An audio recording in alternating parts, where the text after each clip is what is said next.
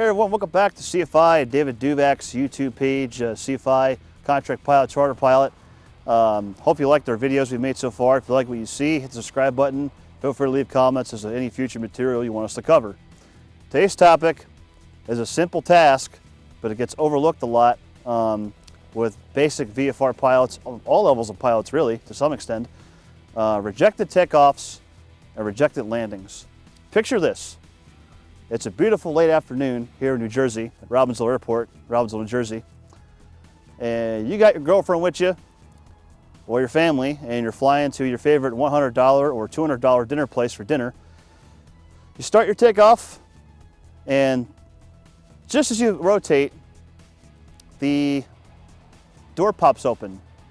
Are you going to reject the takeoff right there, or are you going to fly the pattern with hopes that nothing worse happens, come around and land? And rejected landings, the scenario is going to be you're landing, there's animals hanging out on the side of the runway, which can run out in front of you while you're landing. And one does run out as you're going into your level off the flare. Are you going to continue to land and hope you can balloon over the animals, or are you going to go around? All this covered in today's video. So let's start first with the rejected takeoff. A rejected takeoff is a scenario where you attempted to depart the runway that you departed at, in our case runway 29 at Robbinsville Airport, and something of an event caused you to abort your takeoff, whether it be an animal running out there that shouldn't be in front of you, whether it be somebody landing on the opposite side who had no idea what they were doing, car on the runway, anything that's in your plane sight on the structure you need to get off the ground. So an aborted takeoff is a self-explanatory procedure. You abort a takeoff because if you don't, the end result could be an accident, and you don't want that. So like aborted landings, you want to implement in your brain when to abort your takeoff. Luckily, at most places I fly into places with huge size runways. I can abort late, case permitting, and still not get in trouble, but you want to plan for it, so you abort early. This way you have plenty of room remaining of the runway available in front of you to stop. So my plan of action is, and I say these words, you'll hear me say it on my videos, my abort plan is if my engine gives me trouble or I have some signs of trouble early on in the takeoff regime, I'm going to close the throttle, apply the brakes when necessary, get off the runway ASAP, then troubleshoot from there. If I have any issues after I leave ground, then all bets are off. It's an in-flight emergency. Then it's a matter of determining what kind of situation is after I leave ground, whether it's a landing straight ahead deal because I blew an engine after takeoff, or if it's, you know, I'm 1,000 feet over the airport and I can consider turning back. That's that. So when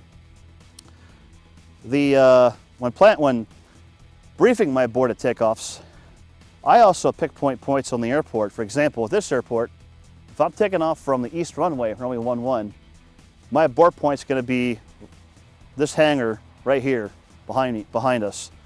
The reason being is that if I don't abort, my brake effectiveness, by this spot I mean, my braking effectiveness is going to decrease a lot, and I could put myself in a situation where I could, you know, if my brakes aren't working by the time I've aborted late, I can run off the end of the runway and get hurt. I don't want that. Now, if I had to abort my takeoff in flight, chances are, just because of an engine failure, I'm going to utilize my runway remaining if I can commence landing after I had taken off. Probably not practical. Had a lot of small airports like this. But if you're in a slow enough airplane, you could do it. Of course, if you got the runway length available, which some places do in this state, you can probably pull it off. And so I always pinpoint a point.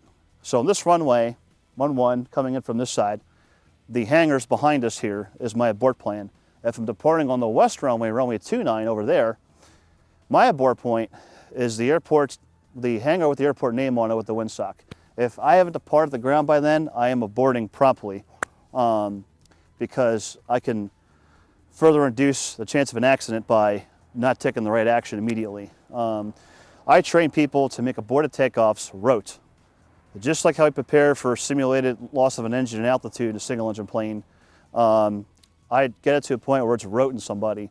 It's always, anyone who's trained under me or has taken a flight review from me know, at some point after I taught it, the aborted takeoff to them several times in training, I'm gonna close the throttle to test their decision making without saying anything, and I'm gonna see what the pilot is going to do. My expectations is that they're going to abort from a rote-like action where it's already burnt in their brain from preparing for it on the ground on what it is to do properly to abort a takeoff.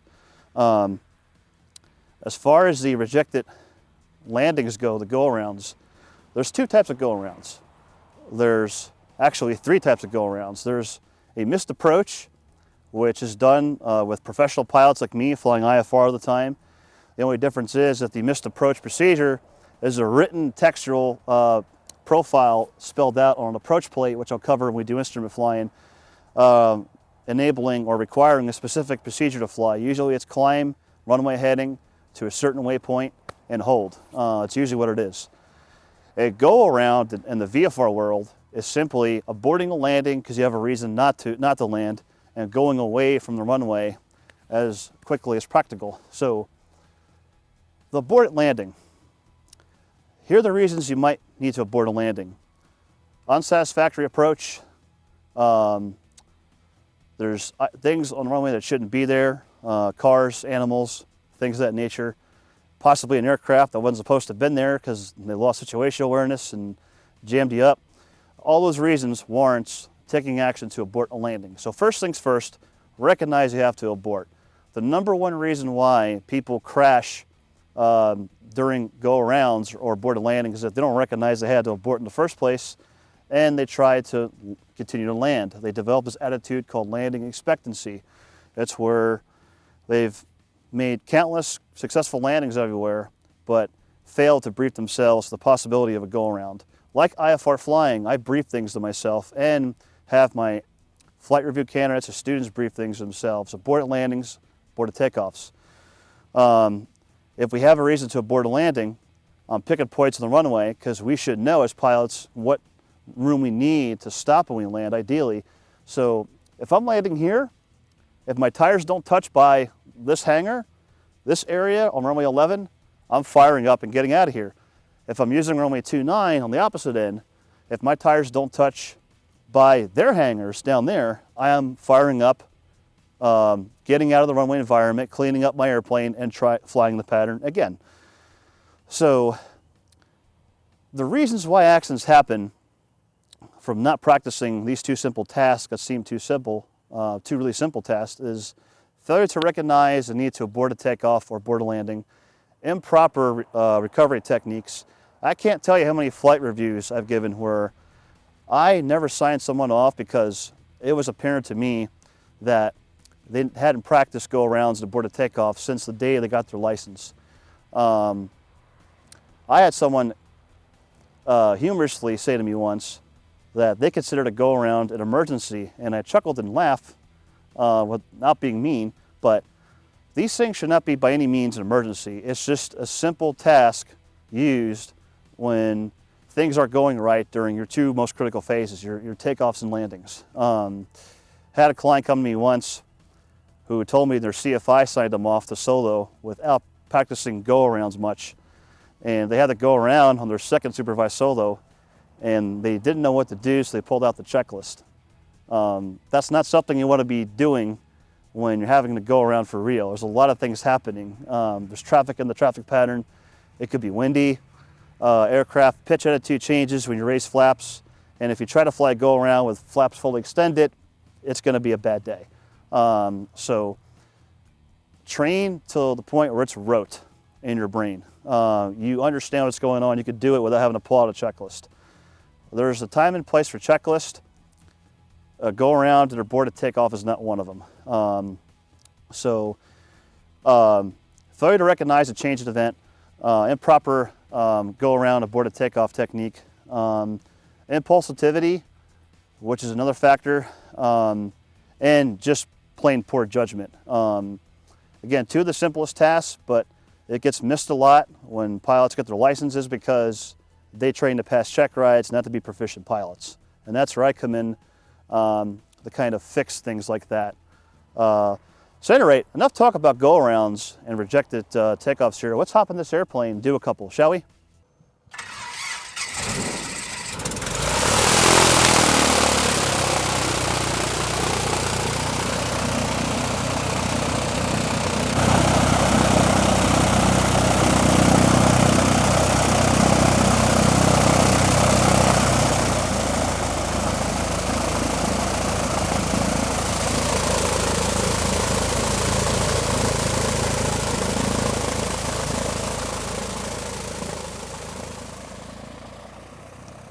Okay. Park break off.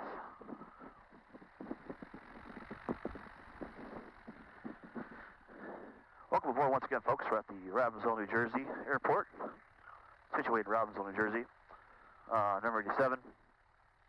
And as I talked about in the ground, I'm going to cover aborted takeoffs and aborted landings.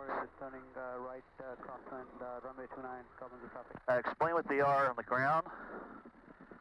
I'm going to demonstrate first the wrong way to abort a takeoff, followed by the right way to abort a takeoff.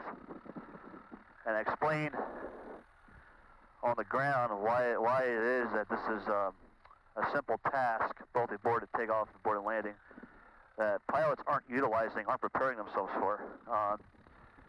I'm a big believer on pilot proficiency, which leads to being a safe and efficient pilot. Doesn't necessarily mean they're perfect, but I mean, the better proficient you are, the more safer you're going to be, I find. So, I intentionally get out and practice aborted takeoffs and aborted landings, just so I'm prepared, and I actually have out of years of flying of aborted many takeoffs and landings for multiple reasons. Aborted takeoffs because of strong wind gusts where I just couldn't keep control of the aircraft and I had to control its position properly. I've had abort takeoffs because I wasn't getting full power, which you need maximum power to get you going. If you don't have maximum power. 694 Sierra Pop, we're going to head out, departure to the west for runway 29, last call. And of course I've done many aborted landings. Are you around at all this week or next week? Yeah, I'm not going anywhere. All right, I'll probably see you then. Robbinsville traffic, White Warriors, midfield, right downwind, 29. Let's go, Robbinsville.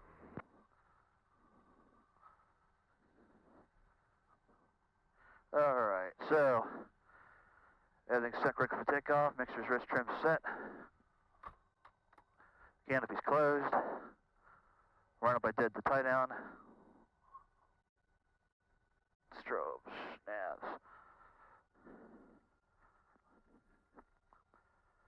Hey, Robbinsville traffic got a white Tiger. Ticking 29. It's going to be a high-speed taxi on the runway, Robbinsville.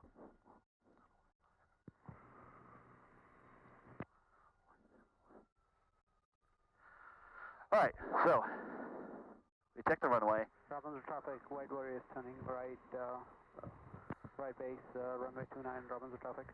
This is the wrong way to do an aborted takeoff. Watch this. Taxi denied. South Towers. Okay, line up. Power coming up. Gee, the engine doesn't sound quite right. It'll be all right. Just keep going. Gee, I don't think I can stop this thing. Oh boy. Robbinsville traffic, White Warriors turn to final 29. Touch and go, Robbinsville. Oh, these brakes aren't effective at all. Oh no. Oh man. Oh man. Hope I can stop this thing. Goodness gracious. These planes are awful lot to handle when they're fast. Oh. Whew. Ah, we're getting off a Delta. Good gracious. God almighty. I haven't done that since my private pilot check ride. Tiger's vacating off a 29 Delta. All yours, Sean. Oh, that was tough. Oh. Good God. I should probably practice that more often, no? And Tiger is clear 29, Robbinsville. All right, so what went wrong there? First of all, I didn't plan my abort. I'm a big believer in planning for something before you do something in flight. So my plan of action is, and I say this to myself, before each takeoff, because it came handy one time when I blew an engine in a Cessna 310. My brief is, if I suspect any problems I'm rolling, I'm going to close the throttle, delay the trip, get off the runway. If I suspect any problems, after I rotate, it's just an in-flight emergency. All bets are off. I'm going to do what I got to do, get the aircraft back to Mother Earth safely, even if that means landing into a tree. Left base, runway 6, wing. Due to my limited options, because in New Jersey, we don't always have safe and efficient options to land straight ahead after losing one after takeoff, losing an engine after takeoff. So, that is that. So now I'm going to go back. Oh, and second, too, if you have a reason to abort, make the abort early.